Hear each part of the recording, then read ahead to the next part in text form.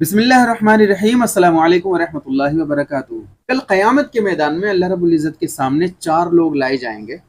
पहला शख्स होगा बहरा, दूसरा शख्स होगा अहमक यानी पागल, और तीसरा शख्स होगा बूढ़ा, और चौथा शख्स होगा वो शख्स के जो ज़माने फितरत में था, यानी ऐसा ज़माना कि जिसमें अल्लाह का कोई नबी और कोई रसूल उस ज़माने में नहीं उतरा हो ज़मीन में। तो अल्लाह रब्बुल इज़्ज़त उन चारों से सवाल करेगा।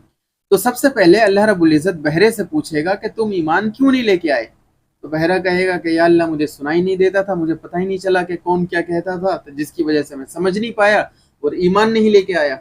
उसके बाद अल्लाह रब्बुल इज़्ज़त पूछेगा अहमक से कि तू ईमान क्यों नहीं लाए। तो अहमक अर्ज करेगा कि या अल्लाह, जब भी मैं उलमा की मजलिस की तरफ या नबियों की मजलिस की तरफ जाता था तो रास्ते में मुझे बच्चे मिल जाते थे जो मुझे पागल समझ के मेरे ऊपर कंकरी मारते थे या फिर गोबर फेंक देते थे, जिसकी वजह से मैं मजलिसों तक पहुंच नहीं पाता था और महफिलों तक पहुंच नहीं पाता था, जिसकी वजह से मैं ईमान कबूल नहीं कर पाया।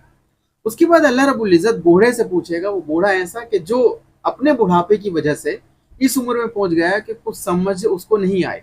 तो बूढ़ा से अल्लाह रब्बुल इज़्ज़त इरशाद फरमाएगा कि भाई तुम ईमान क्यों नहीं लेके आए। तो बूढ़ा अर्ज करेगा कि या अल्लाह, मैं बुढ़ापे के उस मंजिल में पहुंच गया था कि कुछ समझ नहीं पा रहा था तो मैं ईमान नहीं लेके आया, कुछ समझा नहीं तो मैं ईमान नहीं लाया। तो फिर अल्लाह रब्बुल इज़्ज़त ज़माने फितरत वाले से पूछेगा कि तुम ईमान क्यों नहीं लेके आए। तो अर्ज करेगा कि या इलाही, मेरे पास कोई नबी और रसूल आया नहीं जिसकी वजह से मैं ईमान नहीं लाया। तो उसके बाद अल्लाह रब्बुल इज़्ज़त इरशाद फरमाएगा, ठीक है, तुम मुझसे एक वादा लो। तो चारों लोगों ने अल्लाह ताला से वादा लिया, अल्लाह ताला की इताअत का, अल्लाह ताला की फर्मा बरदारी का। उसके बाद जब अल्लाह ताला से उन्होंने वादा ले लिया कि हम तेरी फर्मा बरदारी करेंगे, तो अल्लाह रब्बुल इज़्ज़त उनको कहेगा, ठीक है, अब सब लोग जहन्नुम में चले जाओ। अल्लाह ताला क्या फरमाएगा कि सब लोग जहन्नुम में चले जाओ। अब कुछ उसमें से ऐसे होंगे कि जो खुशी खुशी जहन्नुम की तरफ दौड़े जा रहे होंगे, और कुछ ऐसे होंगे कि जो जहन्नुम जो है जाएंगे नहीं, बल्कि फरिश्ते उनको जबरदस्ती जो है खींच के लेके जाएंगे। अल्लाह के नबी सल्लल्लाहु अलैहि वसल्लम इरशाद फरमाते हैं कि कसम उस जात की कि जिसके कब्ज़े कुदरत में मेरी जान है, कि जो शख्स अल्लाह के इस हुक्म को खुशी खुशी कबूल करते हुए जहन्नुम की तरफ जाएगा और जहन्नुम में कूद जाएगा, तो कसम उस जात की जिसके कब्ज़े कुदरत में मेरी जान है, जहन्नुम उसको बिल्कुल नहीं जलाएगी, बल्कि जहन्नुम की आग उसके ऊपर सलामती वाली ठंडी हो जाएगी। और कुछ लोग वो होंगे जो जहन्नुम में जाएंगे नहीं, तो अल्लाह ताला फरिश्तों से कहेगा कि इनको उठा करके जहन्नुम में फेंक दो।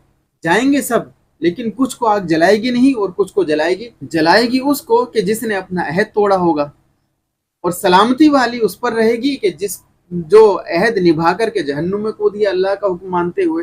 तो इस पर उलमा कहते हैं कि क्या क़यामत के दिन भी अल्लाह ताला इम्तिहान लेगा। तो अक्सर उलमा कहते हैं कि अल्लाह रब्बुल इज़्ज़त उन पर हुज्जत कायम करने के लिए, दलील कायम करने के लिए उनके साथ ऐसा करेगा। और मेरा जुमला है कि अल्लाह रब्बुल इज़्ज़त उन लोगों को एक मौका और देगा, क्योंकि उनके पास मजबूरी थी, उनके पास दलील थी कि हम किस लिए ईमान नहीं लेके आए।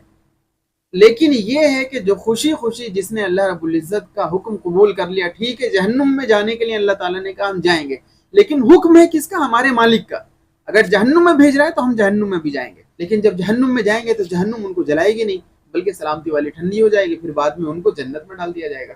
तो अल्लाह रब्बुल इज़्ज़त की जो रहमत है वो बहाना तलाश करती है इंसान को बख्शने के लिए, इंसान को जन्नत में पहुंचाने के लिए, इंसान से अजाब दूर करने के लिए। तो अल्लाह रब्बुल इज़्ज़त से दुआ है कि अल्लाह ताला हम लोगों को ऐसा मुसलमान बना दे कि जो हर वक्त अल्लाह रब्बुल इज़्ज़त के, अपने मालिक के जो है गज़ब से डरते रहें और अल्लाह रब्बुल इज़्ज़त की मोहब्बत में ज़िंदगी हम लोग गुजारते रहें। अस्सलामु अलैकुम व रहमतुल्लाहि व बरकातुहू।